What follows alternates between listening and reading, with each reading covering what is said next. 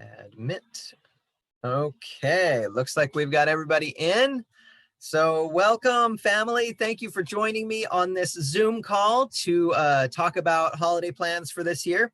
I just wanted to kick things off by showing you guys a slideshow that I put together. If you remember, last year when I hosted here at my place, I left out all of those disposable cameras.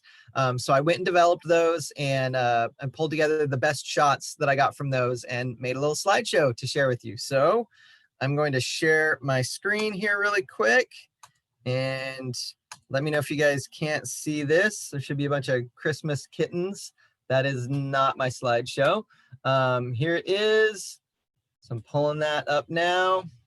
And here we go.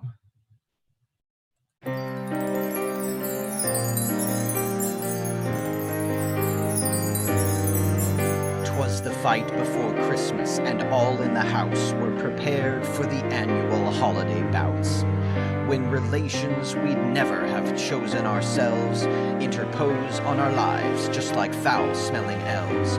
First the siblings return from whence currently they dwell, and revert back to teenage versions of themselves. So we put on our stiff lips and thickest of skin as the early arrivals and insults begin.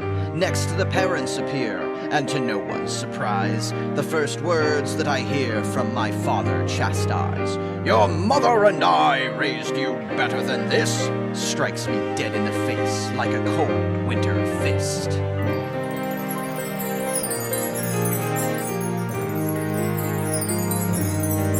So we half-hearted mutter a greeting or two, quickly usher inside, and without further ado, then begin bruising egos and patience to test, much like overgrown birds in an undersized nest. We resolve that this year we'll do holiday things, but cannot quite agree on which carols to sing. So instead we take turns with embarrassing stories of each other's misdeeds, cloaked as yesterday's glories.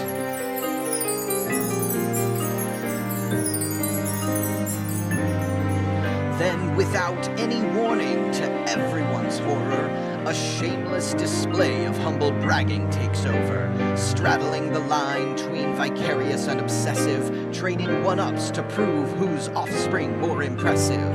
And Grandpa, who's getting quite long in the ear, whilst repeating the same old lame jokes as last year, changes course and throws shadows, highlighting the fumbles of adult unwed siblings and unemployed uncles.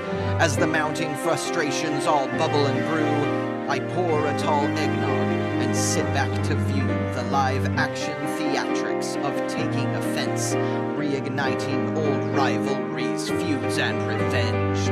But as much as I'd like to relax by firelight, I give sleeping arrangements and retire for the night. Then, midst dreams packed with conflict, I bite through my pillow, trading sugar plum visions for dueling marshmallows.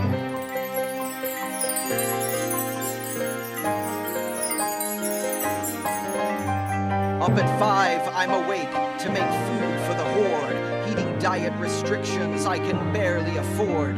I bake muffins and scones and a breakfast souffle, and yet somehow avoid any praise due my way. Then up in the hallway there arose such a clatter that I left the buffet to see what was the matter. When who should I spy but my sister and daughter, up in arms over who used up all the hot water. Then at last no more conflict my poor soul could take.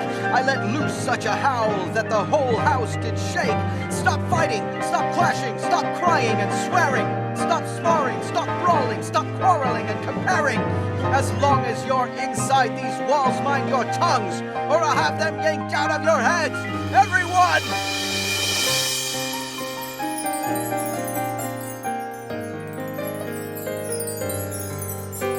Despite my eruption, it falls on deaf ears. I've no chance of subverting the pattern of years. So the rest of the day is a chaotic blur, filled with backhanded compliments and the occasional slur. Even opening of gifts is a joyless facade, when accompanied by ingrates and self-centered snobs criticizing the menu selection at lunch. How I wish they'd all gotten hotels just this once.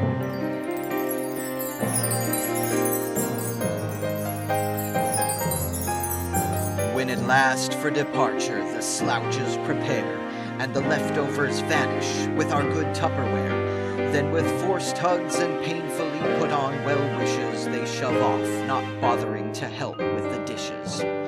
Ma and I shudder, and drained we exhale, then begin with the cleanup, grabbing brooms, mops, and pails. Yet we smile and exclaim, as we shed grateful tears, may the holidays only come round